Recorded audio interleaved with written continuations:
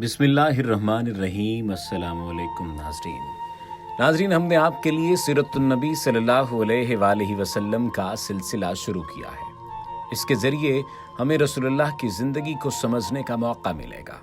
इसके लिए एजाज़ अहमद साहब की किताब मोहम्मद रसूलुल्लाह से इस्तिफ़ादा किया गया है।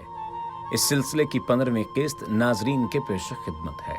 इस किस्त में रसूलुल्लाह के बचपन के उस हिस्से का जिक्र किया जाएगा जो उनका अपने चचा अबू तालिब के साथ गुजरा। नाज़रीन, रसूलुल्लाह सल्लल्लाहु अलैहि वसल्लम की उम्र अब 8 साल है। आपके वालिद, वालिदा और दादा जान वफात पा चुके हैं। ये 579 ईस्वी का जमाना है। अब्दुल मुत्तलिब ने रसूलुल्लाह को अबी तालिब के हवाले किया और उनकी देखभाल का हुक्म दिया है। अबी तालिब रसूलुल्लाह के वालिद अब्दुल्ला के हकीकी भाई हैं। अबी तालिब का नाम अब्द मनाफ बिन अब्दुल मुत्तलिब है। बाज़ तारीख दानों के मुताबिक उनका नाम इमरान है। भाइयों में सबसे बड़े नहीं हैं, माली एतबार से भी कमजोर हैं। आप तंगदस्ती के बावजूद सखी हैं, गरीबों की मदद करते हैं और लोगों को खाना भी खिलाते हैं। अबी तालिब एक अच्छे शायर हैं। रसूलुल्लाह की तारीफ में आपने बहुत शायरी की। उन्होंने रसूलुल्लाह को अपने बेटों से ज्यादा अजीज रखा। खाना खाने के लिए रसूलुल्लाह का इंतजार करते। जब भी घर आते तो सबसे पहले रसूलुल्लाह के बारे में पूछते। अबी तालिब के पास आ जाने के बाद रसूलुल्लाह को यतीमी का गम भूलना शुरू हो गया। अबी तालिब मुख्तलिफ मौज़ूआत पर रसूलुल्लाह से गुफ्तगू करते। अबी तालिब और उनकी बीवी यानी रसूलुल्लाह की चच्ची फातिमा बिनते असद पूरी कोशिश करती कि रसूलुल्लाह को माँ बाप की कमी महसूस न हो।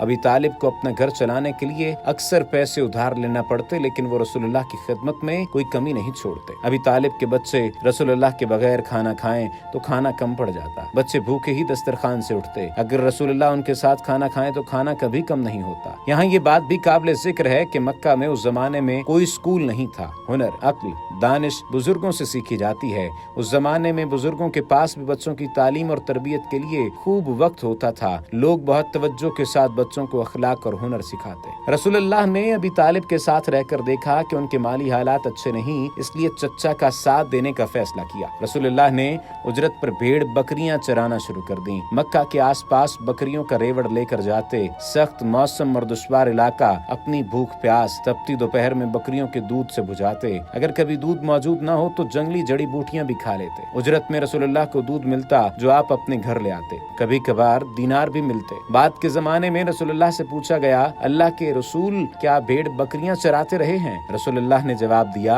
हाँ, हर नबी ने भेड़ बकरियां चराई हैं। जब अक्काज का मेला लगता तो रसूलुल्लाह वहां जाते। अक्काज के बाजार में जाकर रसूलुल्लाह को दूसरे कबीलों से मिलने का मौका मिलता। अक्काज आकर एक बात पर रसूलुल्लाह की तवज्जो हुई कि अरब में शायरी को बहुत अहमियत हासिल है, शायरों को बहुत इज्जत दी जाती है। अक्काज की मंडी में मुशायरे होते हैं, अच्छा कलाम सुनाने वाले को इनाम और दाद मिलती है। रसूलुल्लाह का शायरी का ज़ौक़ भी बुलंद था। अबू सुफियान बिन हारिस रसूलुल्लाह का चचाजाद भाई भी शायरी का अच्छा ज़ौक़ रखता था, इसलिए दोनों में अच्छी दोस्ती है। मक्का में बारिश हर साल नहीं होती। कुछ सालों बाद मक्का में कहत पड़ना मामूल की बात थी।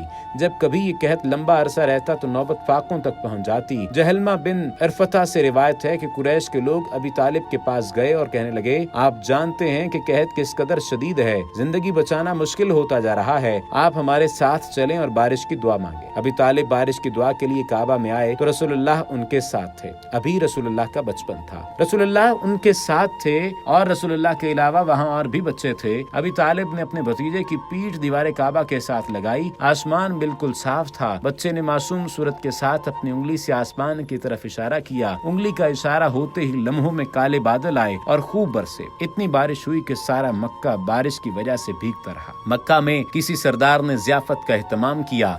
सबके लिए दावत आम थी। उस जमाने में दावत में शराब और नाच गाना आम था। रसूलुल्लाह कभी किसी दावत में शरीक नहीं हुए। आपके दिल में ये ख्वाहिश पैदा हुई कि मैं भी इस दावत में शिरकत करूं। रसूलुल्लाह ने अपने एक दोस्त से जो बकरियां चराता था कहा कि आज तुम अपनी और मेरी बकरियां चराओ ताकि मैं इस दावत में जा सकूं। किसी और दिन मैं तुम्हारी बकरियां चरा दूंगा। उस दोस्त ने हामी भर ली। ये गर्मियों का सख्त मौसम था।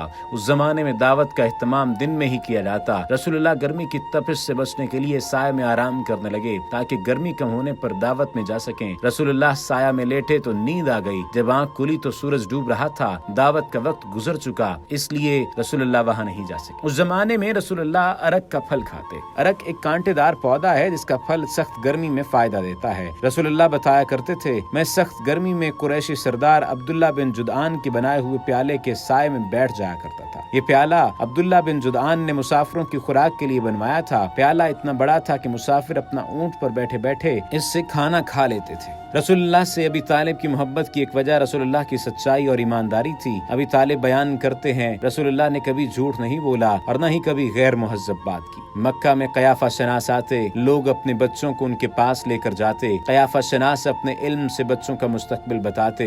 बनी अज़द का एक कयाफा शनास मक्का आया।